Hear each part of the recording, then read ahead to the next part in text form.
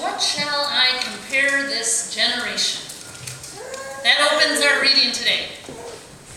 Jesus' sort of rhetorical question. Addie, my almost 21-year-old, she came over the other night and she showed me a video about millennials. That's the generation, the name of the generation that she just barely makes it into, but she certainly identifies with. And so I looked up the generations because I was curious exactly where we all are. And so this is, from the all-knowing internet. This is what I hear or learn. Traditionalists or silent generation. That's the name for the generation born before 1945. Everybody before 1945, I guess. I think this naming generally is sort of new. Anyway, so traditionalists or silent generation is before 1945, born before. Baby boomers are born between 1946 and 1964.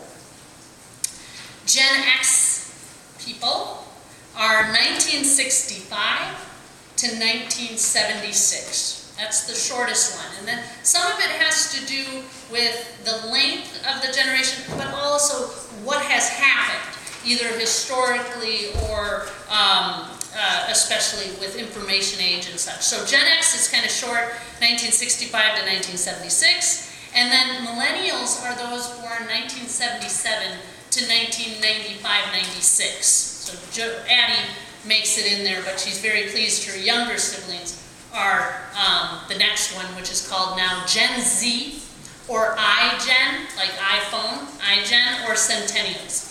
And they are 1996 to now. And I am sure that Henry will be part of something else, not even make it into that generation. It doesn't have a name yet. So anyway, millennials, Addie's generation.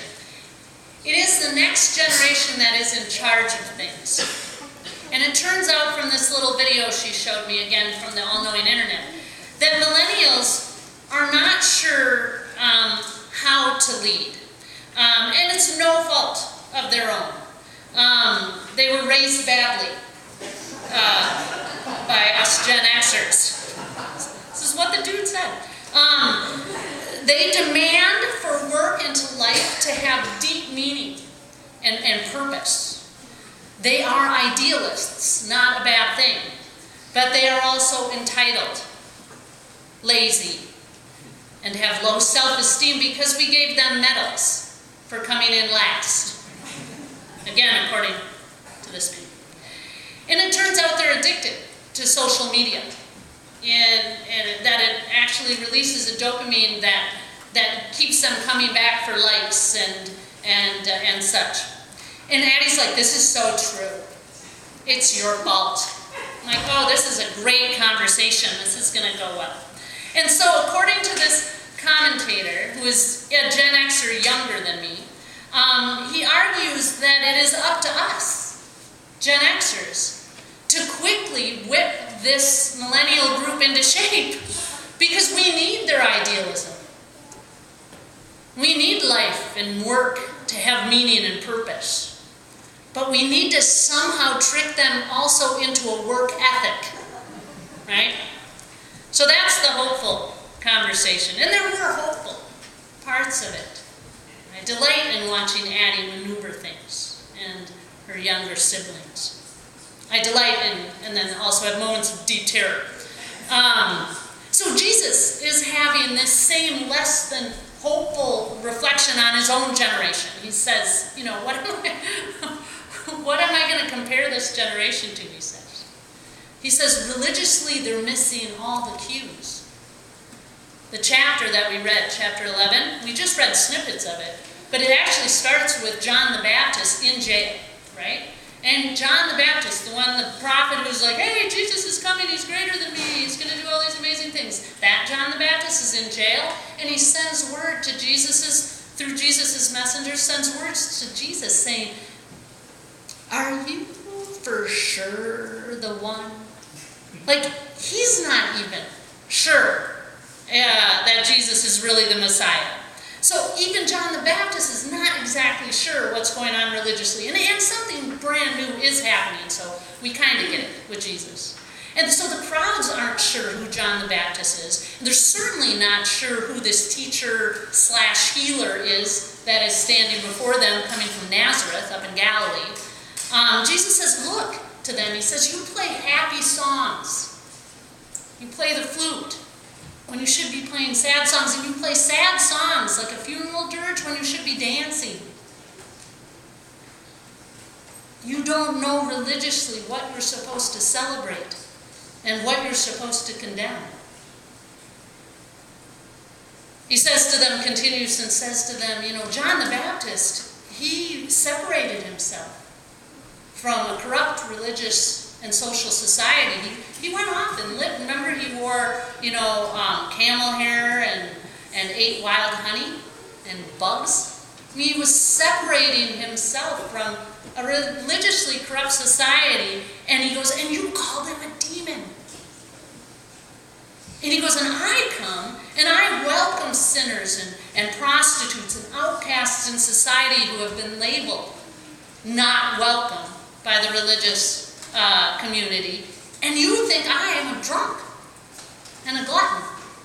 You're just not getting it. He says, look at what I do. And in the Greek, it's ergo. Look at my works. Look at my deeds. He sends word back to John the Baptist in jail, and he says, John, testify to what you hear and see. The blind receive sight. Okay? The lame are walking. Lepers are cleansed. Deaf can hear. Dead are raised. Poor have good news brought to them. These are the ergo. These are the erga. The works, the deeds that I am doing in God's name. Us Gen Xers back in the day, this is the thing I was looking for. And I think I just have to look a few more places. But we wore these brightly colored rubber bracelets that had stamped on them WWJD. What would Jesus do? And you could wear multiple colors, like all the way up your arm, if you wanted. They were pretty cool. And I was reminded of that this week when I was speaking to a contemporary, a member of this church, reminding me that that's how we move forward in our life and ask our moral choices and make our decisions, as we ask ourselves, what would Jesus do in this situation? It's a way to guide us. And I find that millennials and Gen Z or iGen or centennials, or just let's be fair, anybody 18 to 29 in any generation may have moments when they're just not sure what to do with Jesus. Okay? I'm finding that most, even 18 to 29-year-olds, a lot of them do have an idea of God, right? A higher power, a benevolent and intentional light or energy that has created the universe, that is somehow connected to everyone, but just not exactly sure what to do with a first century Jew in Palestine who was sin-free and did a whole bunch of miracles. That's hard for 18 to 29-year-olds. And I do think it is the miracles, or at least that's a part of it, the miracles I find. And I was thinking about this. When we're really little, miracles are not a problem for us to understand. Because everything's a miracle. Peekaboo is a miracle. My mom was just here. Where is she? Peekaboo. Oh, she came back. Did you see that? What? Where she went? Oh, peekaboo. That's a miracle.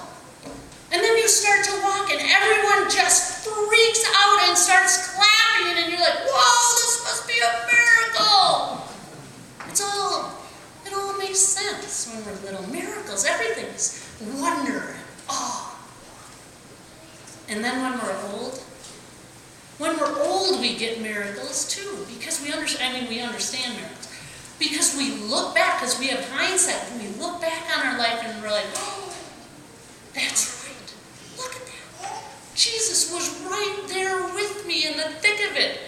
Even though I didn't see it then, I see it now. Oh my God, it was a miracle. I met the man I married. It was a miracle that my child found this job. It was a miracle that we're like, totally get miracles when you're young and when you're old, but that middle year, those middle years, you're the creator of your universe. You are in charge of all things. You are very powerful. And Jesus doing miracles, really, walking on water. I think Peter was just having a lucid dream on that boat. It was a big, scary night. Raising somebody from the dead, probably just a big extended coma. Exorcising demons, I think that was epilepsy. Jesus as the Son of God. Different than I am a daughter of God? Nah, he was a good teacher. He said good things, but divine and human, sin-free. That's what Jesus is up against every generation, I think. The part that we left out today, some of the chapter we didn't read, is when Jesus lists all the cities where he did his most amazing miracles, right? And he says, and they didn't even see my works and turn toward me. And he gets frustrated, and in his frustration, then the next thing he does is you see him take a step back, and he begins to pray. And he prays to the source of all things, his Father in heaven. And the first word of the prayer is thank you. Yeah, we're frustrated with our generation. We're frustrated with things in our life, but then you take a deep breath and you start with thank you. Thank you. And he prays, thank you for revealing even hidden things, even things that are very difficult to understand. And he says, thank you for revealing them to infants, to those who haven't figured everything out yet. And he goes, and thank you, God, for revealing these things to me so that I can share them with whom I choose. And then Jesus does choose to share these things through himself and his teachings, but also through the coming of the Holy Spirit. But he says to the disciples right then, after he's prayed, after he's just been like, woe to you cities for not getting it, and I'm sick of your generation. And then he prays, and then he says this, come to me, all of you who are weary and heavy burdened. Come to me, just follow me. Don't try to figure me out or pin me down. You can do that later in life when you remember that peekaboo is a miracle and that hindsight is a miracle and that I have been with you all the way, even and especially in the bad bits. Don't try to figure that all out. Just follow me. And then he says, learn from me. Learn from me and learn from what I do. And he says this rabbinic metaphor, this rabbi-like metaphor. He says, take my yoke, for it is easy and light. Take my yoke is a rabbinic metaphor that means take the teachings of the Torah that are both difficult and joyful. Take them upon you. Jesus is saying, take upon you my teachings and my doings. And yeah, they may be difficult, but they are joyful. WWJD, what would Jesus do? What does that look like for each of us in our lives right now?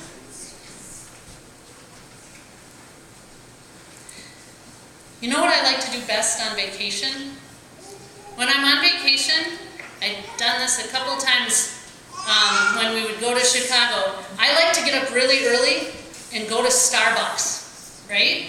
Get a big chocolate coffee and a big pastry because you need more sugar with that drink because, yeah, not sugary enough. And I like to sit and watch other people go to work. That's what I do. Favorite thing. So one day back in the 90s I was doing this, and this is back in the 90s when people carried actual paper money. And I was watching this morning rush on Diversey Avenue in Chicago at the Starbucks. And I saw a man come along with a duffel bag. And he set up himself by the front door of the Starbucks. And he took out a small newspaper And I immediately recognized that he was selling Streetwise. Streetwise is a newspaper in Chicago, nonprofit, that helps people who are homeless feel like they're selling something rather than begging for money. It's got articles in there about making things better in Chicago, and it gives people self-esteem and perhaps a way to work themselves out of homelessness. And so I knew he was selling the Streetwise paper. And I marveled at his ingenuity and his good fortune, because that is an excellent spot for a person to be, right at the entrance of Starbucks. Because people are taking their first sip of chocolate and caffeine, and they paid $5 or more for that. They don't want to go through the work of putting those coins or those dollars back in their purse. They may as well just give them to the Streetwise guy, because they're wealthy enough to afford a $5 cup of coffee. And he can keep the paper. But he was doing well. He was holding the door, he was respectful, he was making some money. And then a man came along to the front door there, and he was obviously blind.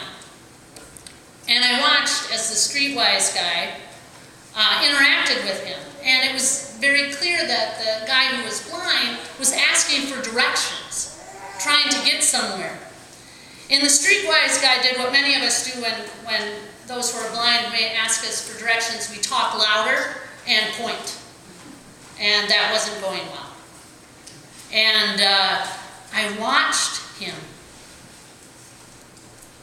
as he looked at his duffel bag, and he looked at the long line forming at Starbucks, and I could see what he was considering. Now, I didn't see him check his fuchsia, wristband, WWJD, what would Jesus do? I didn't see him check that, or even if he was wearing one. But I saw him look at his bag, and look at that line, and look at the guy who was asking to go somewhere, and it was clear the Streetwise guy knew where this place was. And I saw him zip up the bag. And he put it over his shoulder. And he took the guy gently by the arm, and I heard him say, "I'll show you where it is. Come follow me. My yoke, take my yoke from me." It is about what we do. It is about our words, our works, our deeds, our ergo. That is how we figure out who Jesus is. We simply act, and we stop racing through our well-controlled lives, and we stop, and we do what Jesus would do. And it may mean we leave something good to help someone else. The yoke may be difficult, but Jesus assures us in the end that it is light, that it is easy, and that it is the joyful way to live. This is the good news. Thanks be to God.